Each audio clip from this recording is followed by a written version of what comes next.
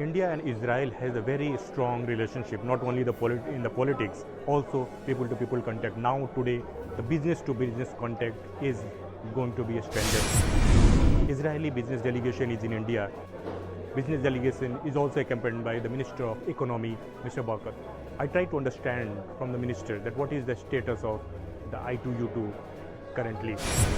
The status of I2U2. I2U2, what is the status? Excellent idea. Where it has gone far, because it's not been discussed lately. And well, the relationship between the four countries independently is going well. Between Israel and the UAE and Israel and India.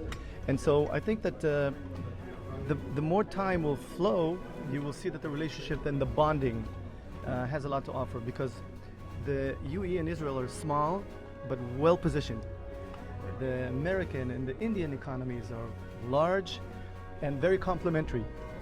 So I think the idea of I2U2 is really smart, and it'll happen. You will see that as time flows, it'll converge. I'm going to be discussing it with the ministers today. First of all, naturally, where Israel's competitive advantage has and where India has competitive advantage, we have to focus on the complementary ideas. Well, it should be as wide as possible to enable more and more trade, and free trade brings people together. Well, it should be as wide as possible from my perspective, because we want to share as much knowledge and information and trade as possible. I assume it's going to be, it should be in what we call, there's a couple of sectors that we provide, for example, desert tech, agro-tech, food tech, water, creating food from the sea, health tech. These are all tech-related ideas that Israel has a lot to offer. Co-develop ideas, a lot of joint ventures, a lot of entrepreneurs seeking big markets, very complementary. And as I spoke in the conference, the fact that the people-to-people is really strong and the G2G is really strong, the government-to-government, that is a key factor enabling great partnership. Now, the 2,000 years good history of Jews here in India always feel secure and always being welcome. You see that many Israeli young men and women, when they finish the army, they come here for a trip, and they love India. Israelis love Indians, and I think it's vice versa. Enables really long-term growth and long-term partnership. And I think the fact that your industry, your economy, is rising to be the third largest economy, it's a classic partnership between Israel and I'm inspired coming here. What I see here is a huge mutual opportunity. We also interacted with the business delegates. I tried to understand from Ms. Aylet. Ms. Aylet is the chairperson of Israel Export Institute. I discussed with her on different fronts. You were here with the delegation, and how do you see that? Because we have the very strong political and the people-to-people contact. But now the business delegation, how the businessmen and the businesswomen you are feeling being in India? First of all, this is my first visit to India, so I'm very excited. This is not typical for Israelis.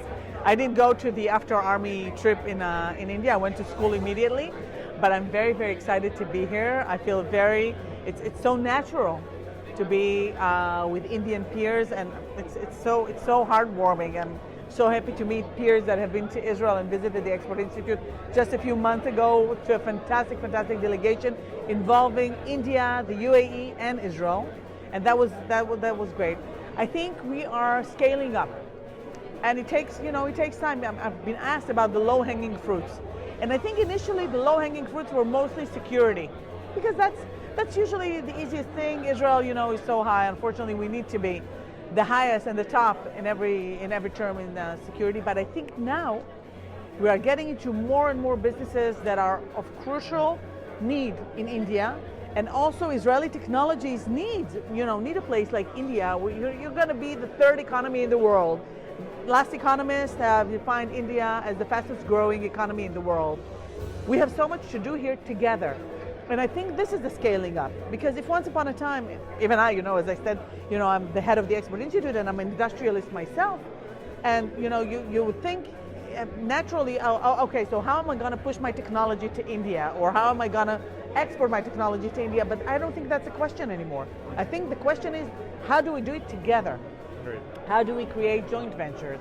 How do we make opportunities for Israeli technologies here with the companies, with the huge companies that you have in India, which is, by the way, very different than the Israeli conglomerates, the Israeli companies. The Israeli companies are usually, obviously, of smaller scale, and whereas the Indian companies are huge, the conglomerates. I mean, if you see that a company like JBM, then instantaneously all the companies that have come with us have something to do with one of the divisions in JBM, and it's really fascinating to see how quickly, when we have had them sit for a B2B, for a business to business, it was fantastic to see immediately they knew what they want to do together. And I think the opportunity to do it in India, with India, is the scaling up. But one question that arises, because India is a country with the mass, and that they don't have the high-paying capacity when you go at the mass level.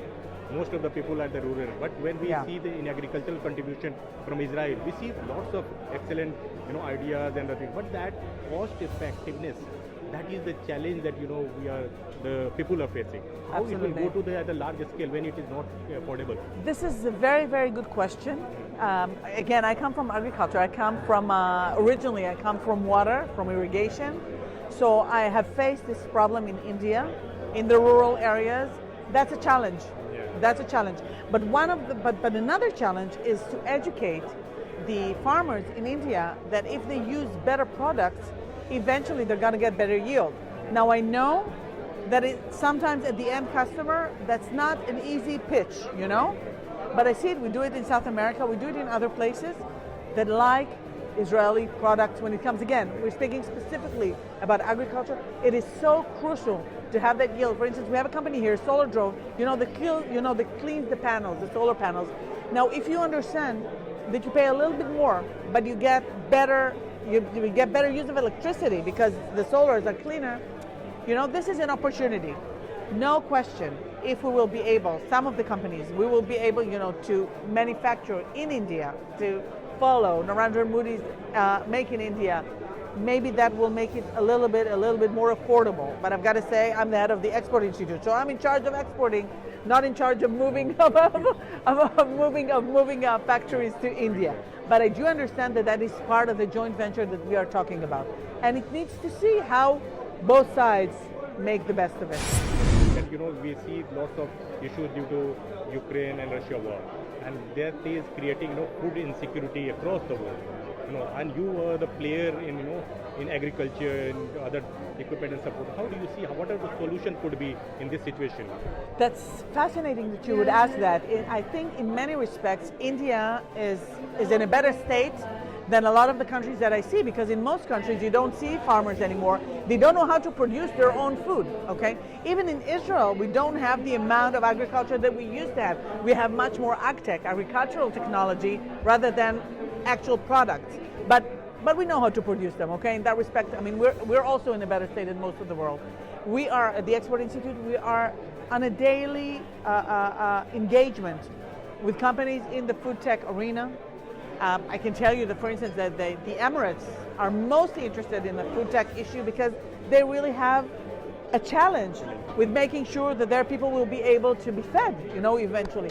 But no question, food tech is like a world-class challenge that we need to, understand that we face, and it's developing. It's developing. But I can tell you that in Israel we have so many more food tech companies that we would have imagined like 2 and 3 years ago, and interestingly enough, getting to be successful. But we do need to understand something concerning food tech, like pharmaceuticals. It takes time to develop. Right. It takes time to develop. These are things eventually that people are being fed with.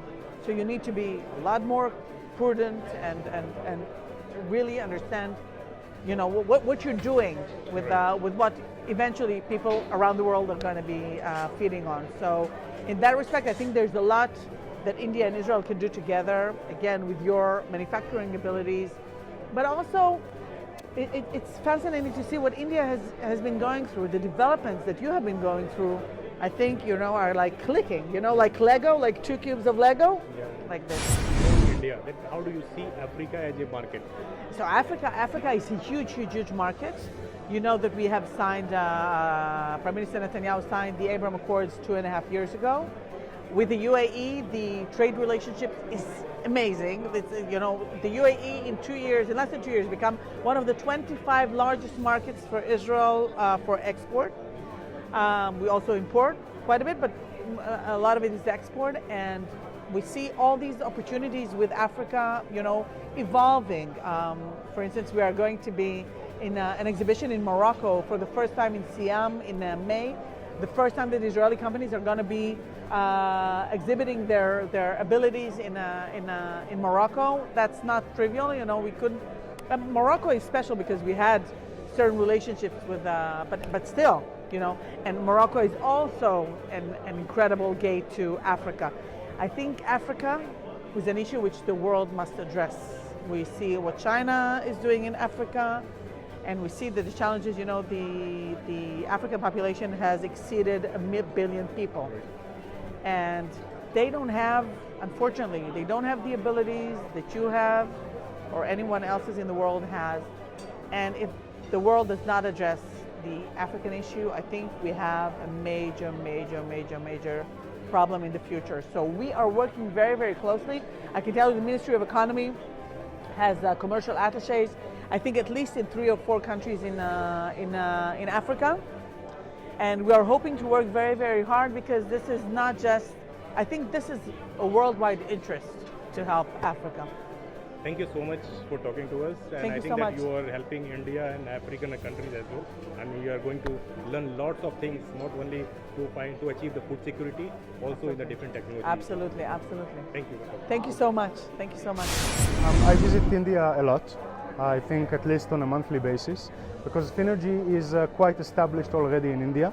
We have a joint venture with Indian Oil called IOP, which is Indian Oil Finergy. Actually, I'm here a lot. And this delegation, I think, really helps, connect the ties, which are already very strong, the business ties between the countries. I think Israelis and Indians have a lot in common. I feel this for maybe the past 20 years, since I came to India post my military service for a big trip. And I fell in love with this country, and I'm gracious for the opportunity to come here every month that I'm here. And because I think that we think the same, and because that Israelis and Indians have the same grasp that even though a country is comprised of a lot of people, especially in India, a lot of people, one person can make the change. That is something I think both nations are supporting, and it helps and eases the doing of business. But this was all about India-Israel new relationship. B2B, G2G and people-to-people contact is the prime focus of both the countries.